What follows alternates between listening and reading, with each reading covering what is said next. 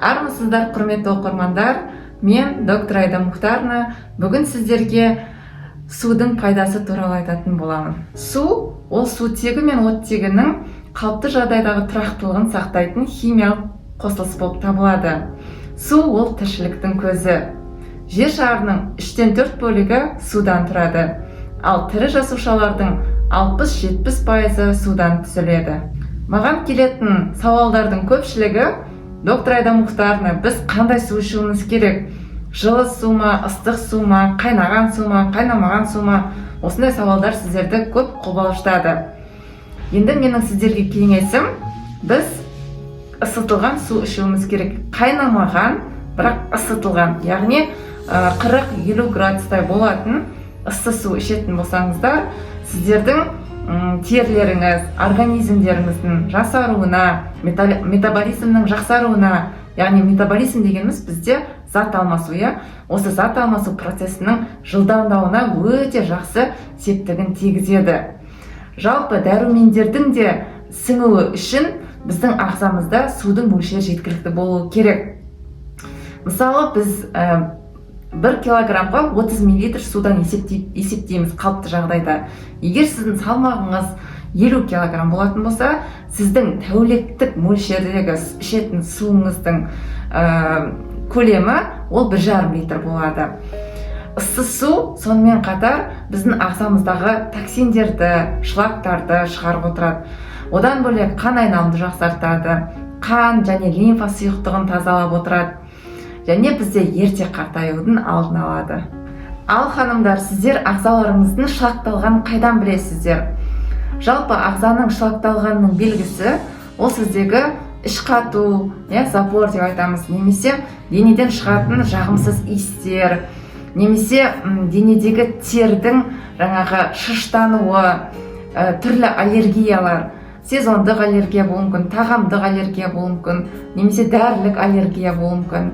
Және де терідегі түрлі проблемалар, мысалы терідегі шығатын бөртпелер, акне, одан бөлек экзема, псориаз деген сияқты аурулар болса, онда сіздің ағзаңыз шылақталғанның белгісі. Енді сіздер жылы суды, ыстық суды қалай қолданасыздар? Жалпы таңертең ұйқыдан тұрғаннан кейінгі ішетін ыстық су, ол аш қарындағы ыстық су біздің ас қорыту процесін іске қосуға өте жақсы көмектеседі. Және түнімен жиналған токсиндердің, шлактардың бір тазарып шығуына өте үлкен септігін тигізеді. Одан кейін біз ағзаны алдын ала таңғы асқа дайындауымыз үшін осындай ыстық су ішсек, біздің қан айналымыз және зат алмасу процесі жақсарып, біздің тәбетіміз ашылады. Және ішілген судан соң асқазанға асты қорыту жеңіл болады. Сондықтан таңғы процедураның ең негізгісі бұл аш қарынға ыстық су ішу. Ал суық суды ұйқыдан тұра сала ішу, ол ағзаға үлкен стресс әкеледі. Прямо ағза бізден шок алып қалады.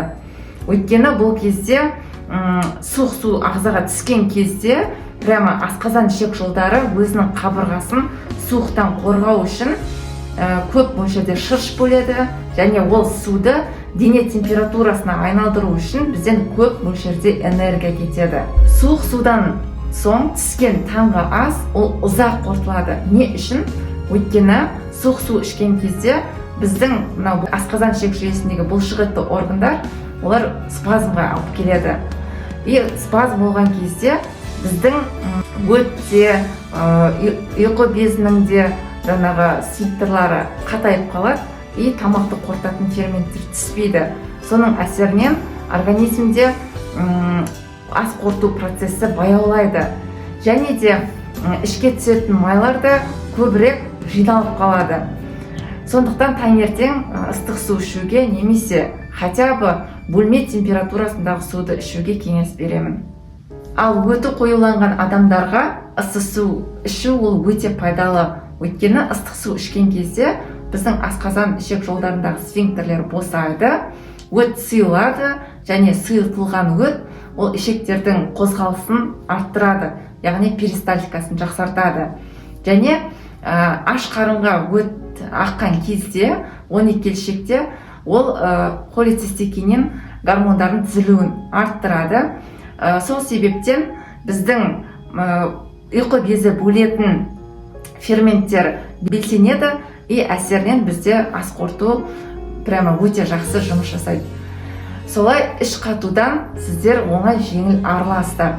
Ал суық су бізде өттегі іркіліске алып келеді. Нәтижесінде бізде метаболизмнің жұмысы нашарлайды және адамдарды іш қатумен көрініс табады. Ыстық судың тағы бір ерекшелігі оның арықтататын қасиеті бар. Осы орайда мен сіздермен бір лайфхакпен бөліскім келеді. Яғни ыстық суды сіздер қай уақытта ішесіздер? Мысалы, сіздің қатты қарныңыз ашып тұрады, бірақ сіз бірден тамақ ішуге жүгірмеңіз. Егер сіздің салмағыңыз көп болатын болса, сіз арықтағыңыз келетін болса, осы орайда сізде ыстық су аштық сезім басуға өте күшті көмектеседі. Сондықтан ыстық су ішкеннен кейін сізде 40-50 минутқа аштық сезімі басылады. Одан кейін сізде қайтадан тамақ ішуге деген жаңағы құштарлық оянатын болса, сол кезде ғана тамақты тұтынғаныңыз абзал болады. Одан кейін ыстық су алғашқы уақытта ішкен кезде кейбір адамдарда жүрек айну, өзін жағымсыз сезіну сияқты симптомдармен көрінуі мүмкін. Ол қалыпты жағдай. Әсіресе өтінде проблемасы бар адамдарда 1-2 аптадай ағзасында осы процедураға адаптациялық процесс жүреді. Сондықтан сіздер 1-2 аптадан кейін ағзаңыз уақыт күттірмей сіздерге ғажап өзгерістердің басталуына алып келеді. Ал оқырмандарым, сіздер күнделікті қандай су тұтынасыздар? Ыстық су ма, қайнаған су ма, қайнамаған су ма? Міндетті түрде комментарийда бөліссеңіздер, мен олардың барлығын оқитын боламын. Алдағы уақытта тағы да осындай пайдалы ақпараттарды көргілеріңіз келсе, міндетті түрде каналға жазылып, колокольчик белгісін басып қойыңыздар. Келесі жаңа сабақтарда кездескенше.